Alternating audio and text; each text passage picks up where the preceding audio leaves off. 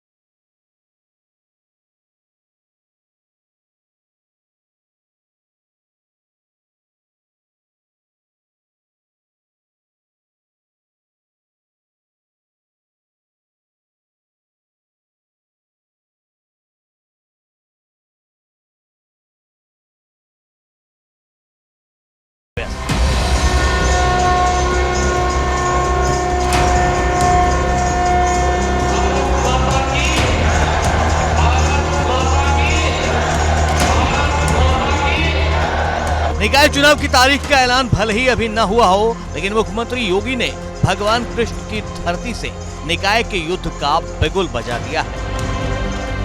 अब triple engine की ये सरकार 3 गुना रफ्तार से बुलेट ट्रेन की स्पीड के साथ विकास की इस गति को आगे बढ़ा सके, इस दिशा में हम सबको सदैव सतर्क रह करके कार्य करना होगा।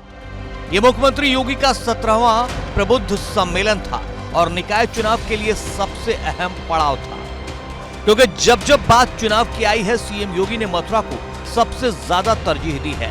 अंदाजा इस बात से लगा सकते हैं कि जब विधानसभा चुनाव था तब प्रचार की शुरुआत करने के लिए सीएम योगी ने मथुरा को ही चुना था, और अब निकाय चुनाव से पहले सीएम योगी ने मथुरा को 822 करोड़ की 210 परियोजनाओं की सौगात देकर साफ कर दिया है कि मथुरा उनके एजेंडे में सबसे ऊपर है।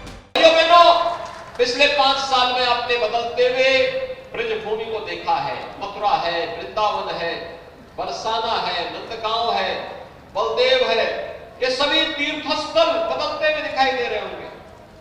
आज विकास की जब हम बात करते हैं, भाइयों बहनों, मुझे पूरे देश के अंदर जाने का अवसर प्राप्त होता है और आज मैं कह सकता हूं कि हमारा उत्तर प्रदेश देश के अंदर किसी भी राज्य से ज्यादा सुंदर भी है और ज्यादा स्वच्छ भी है। आज इसके परिणाम दिखाई दे रहे हैं।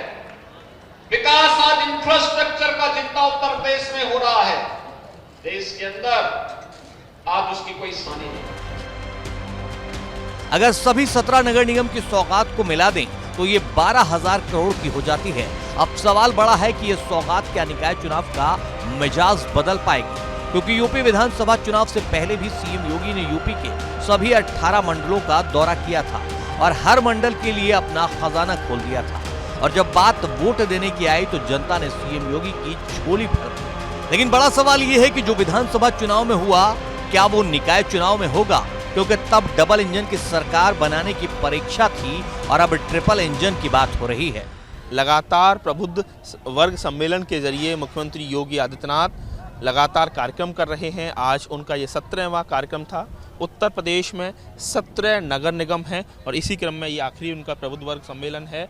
और आप देख सकते हैं कि किस तरीके से 822 करोड़ की 210 परियोजनाओं की सौगात मुख्यमंत्री योगी आदित्यनाथ ने मथुरा, वृंदावन और जो मथुरा जिले के तमाम जो शहर हैं, कस्बे हैं, उनको दी है। अब ये मैनपुरी और खतौली के उपचुनाव में मिला सेटबैक है या 2024 के चुनाव की तैयारी? क्योंकि भाजपा निकाय चुनाव को बहुत सीरियस ले रही है, क्योंकि समाजवादी पार्टी ने अभी निकाय चुनाव की ठीक से चर्चा तक नहीं की है। सीएम योगी ने दिल्ली में जेपी नड्डा के साथ मिलकर एक बड़ी बैठक भी कर डाली है, जिसमें भाजपा के सबसे बड़े महारथी अमित शाह और राजनाथ सिंह भी मौजूद थे। इस बैठक में निकाय चुनाव को लेकर लंबी चर्चा हुई। प्रदेश के मुख्यमंत्री योगी आदित्यनाथ दिल्ली दौरे पे आए, मथुरा से वापस आकर के यहाँ पार्टी के राष्ट्रीय अध्यक्ष जेपी नड्डा के साथ बैठक की और तकरीबन ये 2.5 घंटे बैठक चली। अगर बात करें तो बैठक में रक्षा मंत्री राजनाथ सिंह, गृह मंत्री अमित शाह, पार्टी के संगठन महामंत्री BL संतोष, इसके अलावा पार्टी के राष्ट्रीय अध्यक्ष जेपी नड्डा मौजूद रहे। जो सबसे बात है कि महत्वपूर्ण चर्चा हुई है निकाय चुनाव को लेकर के, किस तरीके से निकाय चुनाव में बीजेपी परफॉर्मेंस करे जिससे कि 2024 के लिए मोमेंटम बन सके, उसको लेकर के ये काफी महत्वपूर्ण बैठक हुई। गौरतलब है कि निकाय चुनाव को भाजपा 2024 का सेमीफाइनल मानकर तैयारी कर रही है। यही वजह है कि निकाय चुनाव की तारीख के ऐलान से पहले ही भाजपा एक-एक सीट पर बिसात बिछाने लगी है। मथुरा से अनुभव शुक्ला के साथ दिल्ली से अविनाश तिवारी, ABP गंगा। तो निकाय को जीतना है और आप तस्वीर देखिए कि ये जो 17 निकाय दिख रहे हैं आपको, यहां पर 12,000 करोड़ की सौगात दी है मुख्यमंत्री ने और इसी को लेकर बीजेपी ये कह रही है कि वो जीतेंगे। तो हर निकाय को 100 करोड़ से ज्यादा की रकम मिली है और कई जगह 1000 करोड़ भी खर्च हुए हैं। और चलिए अब बात कर लेते हैं निकाय की रणनीतियों के बीच पसमानदा वोटर की, जो भाजपा की सबसे पहली पसंद बने, क्योंकि भाजपा मुस्लिम वोट को साधने के लिए सभी 17 नगर निगम में पसमानदा सम्मेलन करने जा रही है। भाजपा की कोशिश सपा के MY समीकरण में सेंध लगाने की है, क्योंकि इस गठजोड़ के दम पर सपा भाजपा को चुनौती देती है। लेकिन अब भाजपा इसी का तोड़ निकालने में लगी है, क्योंकि भाजपा न सिर्फ पसमानदा सम्मेलन करेगी बल्कि निकाय चुनाव में पसमानदा उम्मीदवार को टिकट भी देगी।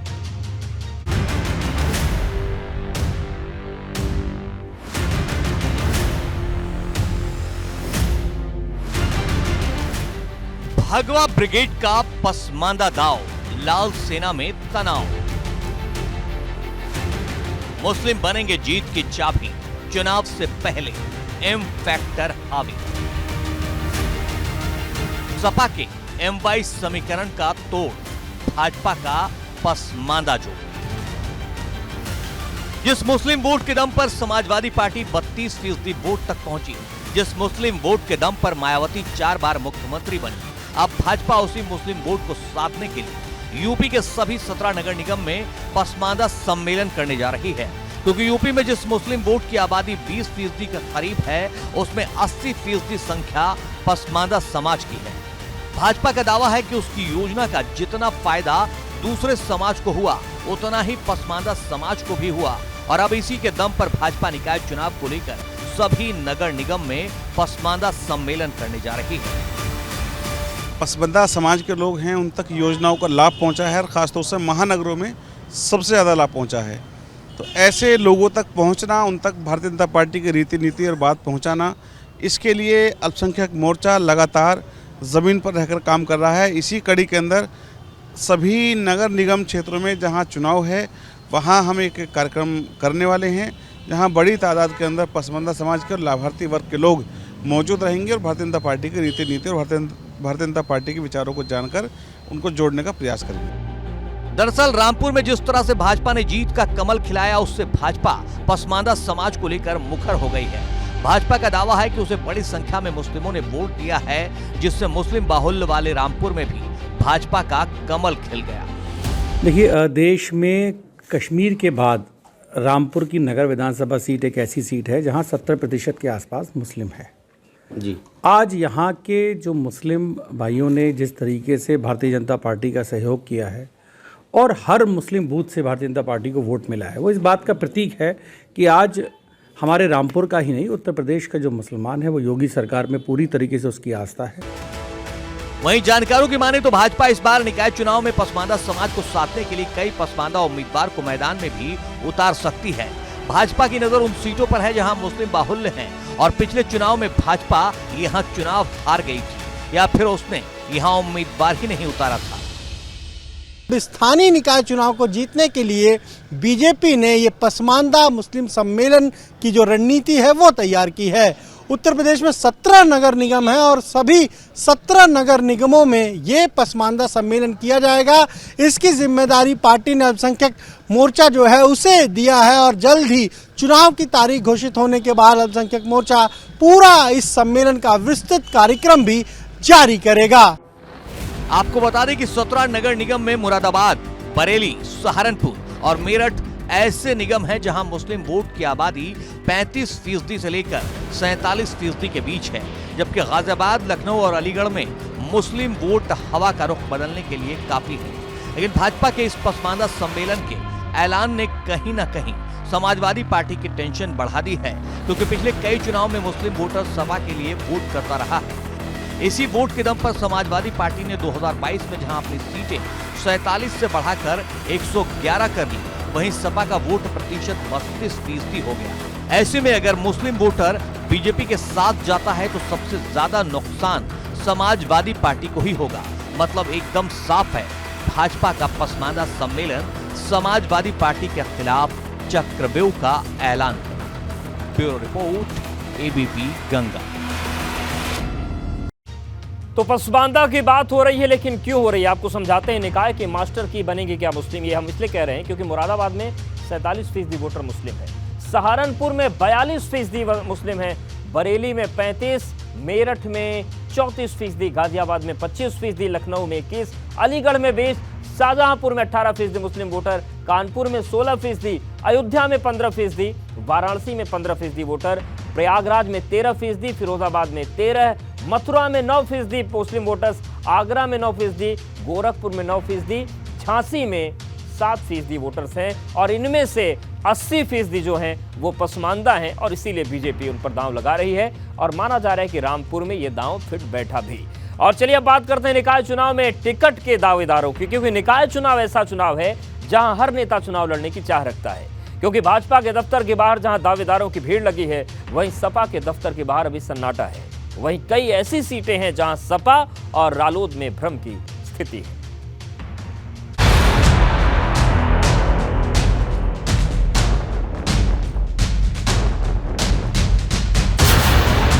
निकाय की जंग तेज शुरू हुई, टिकट पाने की रेस।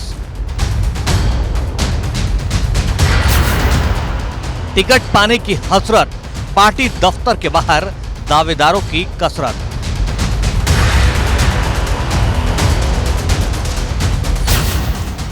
किसे मिलेगा टिकट या गिर जाएगा विकेट।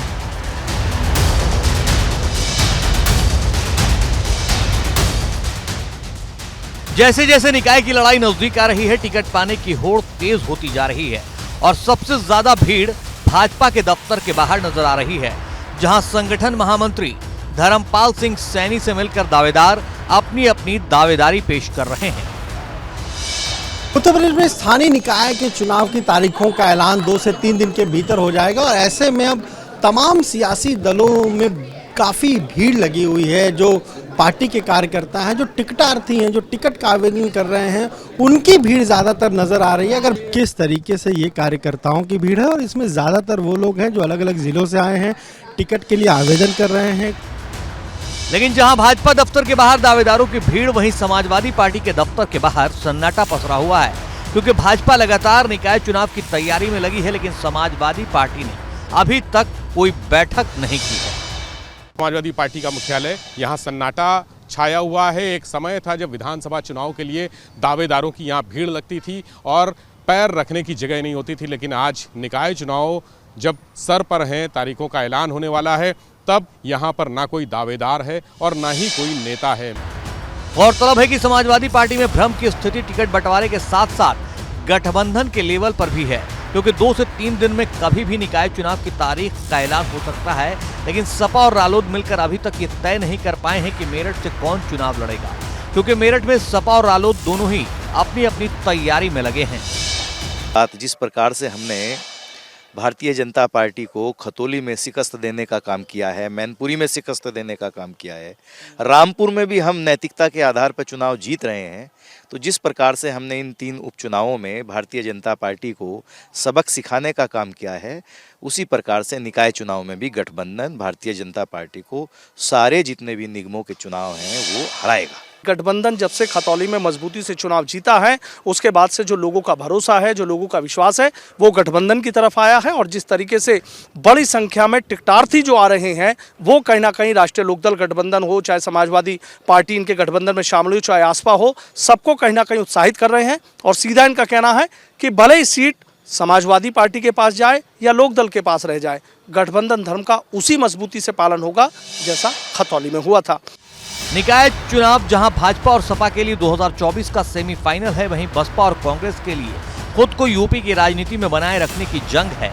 लेकिन सबसे बड़ा सवाल जिताऊ उम्मीदवार की खोज का है, क्योंकि जो जिताऊ उम्मीदवार लाएगा वही शहर में सरकार बना पाएगा। Bureau report, ABP Ganga. और अब बात शिवपाल यादव की, क्योंकि जब से मैनपुरी के नतीजे आए हैं, एक ही सवाल हर कोई पूछ रहा है कि शिवपाल यादव की सपा में भूमिका क्या होगी। क्योंकि अखिलेश कह तो रहे हैं कि उन्हें बड़ी जिम्मेदारी मिलेगी, लेकिन ये बड़ी जिम्मेदारी क्या होगी ये अभी तक ऐलान नहीं हुआ है। अब सवाल इस बात का है कि जिस सपा के लिए शिवपाल ने अपनी पार्टी, अपनी सिक्योरिटी, अपना बंगला दांव पर लगा दिया, क्या उन्हें इसका इनाम मिलेगा?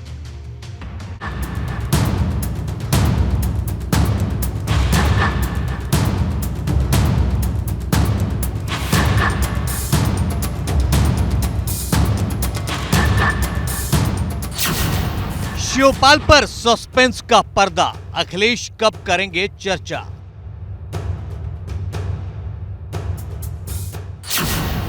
शिवपाल को मिलेगी जिम्मेदारी, लाल खेमे में सियासत भारी।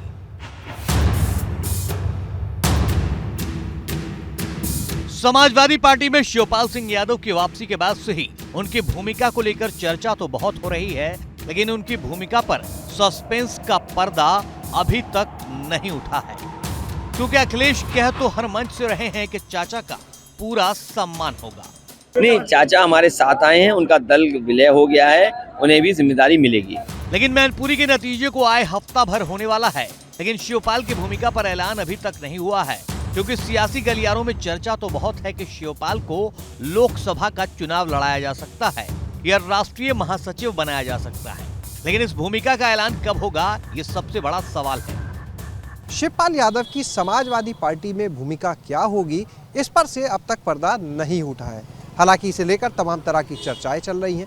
कोई कयास लगा रहा है कि शिवपाल यादव को नेता प्रतिपक्ष बनाया जा सकता है, तो कोई उन्हें राष्ट्रीय स्तर पर बड़ी जिम्मेदारी देने और 2024 में लोकसभा का टिकट देने के कयास लगा रहा है। लेकिन असल में शिवपाल यादव की भूमिका क्या होगी, ये अभी भी एक बड़ा सवाल बना हुआ है। गौरतलब है कि शिवपाल अपना सब कुछ छोड़कर अखिलेश के लिए आ गए हैं। उन्होंने जो पार्टी बनाई थी उसका सपा में विलय कर दिया है और अपनी पार्टी का झंडा छोड़कर सपा का झंडा उठा लिया है। लेकिन सवाल इस बात का है कि उनके इस त्याग का इनाम उन्हें क्या मिलेगा, क्योंकि ये शिवपाल यादव ही थे जिन्होंने न सिर्फ मैनपुरी फंसी हुई सीट को भी सपा के लिए आसान बना दिया, बल्कि सूबे की योगी सरकार के साथ लड़ाई का ऐलान कर दिया। इसने समाजवादी पार्टी का झंडा मुझे थमा दिया, हम लोग एक हो गए। अब हमारी गाड़ी पर समाजवादी पार्टी और साइकिल का झंडा लगेगा। नेताजी की आत्मा बहुत खुश होगी इसको लेके। नेताजी की श्रद्धांजलि आज पूरी हो गई। अब गेंद अखिलेश यादव के पाले में है और उन्हें फैसला करना है कि वो चाचा के अनुभव का फायदा किस तरह से उठाते हैं। क्योंकि बूथ स्तर पर शिवपाल की पकड़ किसी से छिपी नहीं है। क्योंकि जब मुलायम सिंह यादव सपा के सर्वे सर्वा थे, तब जमीन तैयारी शिवपाल ही संभालते थे। मतलब किस सीट पर कितने कार्यकर्ता हैं, किस जाति के हैं, किस समाज के हैं, ये शिवपाल को बखूबी पता है। जानकारों की माने तो शिवपाल के सपा में आने के बाद जो लोग भाजपा में चले गए हैं वो भी वापस आ सकते हैं, लेकिन ये तभी होगा जब शिवपाल को पार्टी में भारी भरकम पद मिलेगा। Bureau report, ABP Ganga. Break के बाद आपका स्वागत है और अब बात करते हैं भाजपा को दिया वोट, गोली से कर दी चोट। ये वो सवाल है जो मैनपुरी में हुए गोलीकांड के बाद खड़ा हो गया, जहां एक वोटर ने भाजपा को वोट दिया था, जिससे नाराज होकर बदमाशों ने उस पर गोली चला दी, जिसमें गोली पीड़ित की पत्नी को लग गई। अब इस गोलीकांड पर सूबे की सियासत गर्मा गई है। भाजपा सपा पर सवाल उठा रही है, तो सपा पुलिस के वर्दन को लेकर भाजपा पर हमलावर है।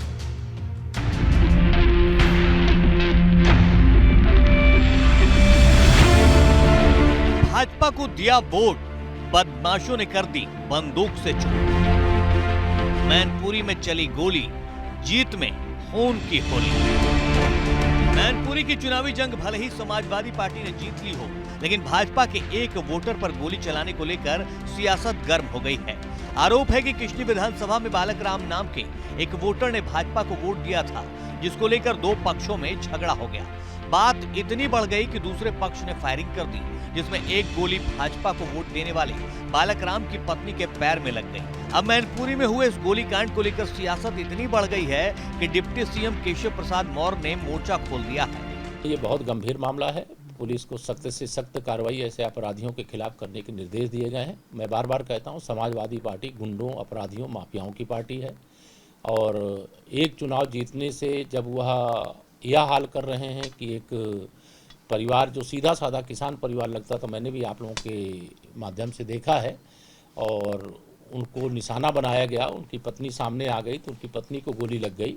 इस प्रकार की हरकत पर समाजवादी पार्टी के मुखिया श्री अखिलेश यादव जी को माफी मांगना चाहिए। कि जानबूझ करके कानून हाथ में लेते हैं, लोगों को पीटते हैं, प्रताड़ित करते हैं, लेकिन वो भूल गए कि अभी उत्तर प्रदेश में योगी आदित्यनाथ जी के नेतृत्व की सरकार है।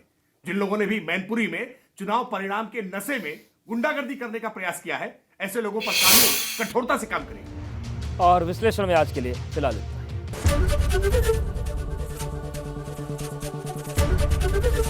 एबीपी गंगा, खबर आपकी, जुबान आपकी।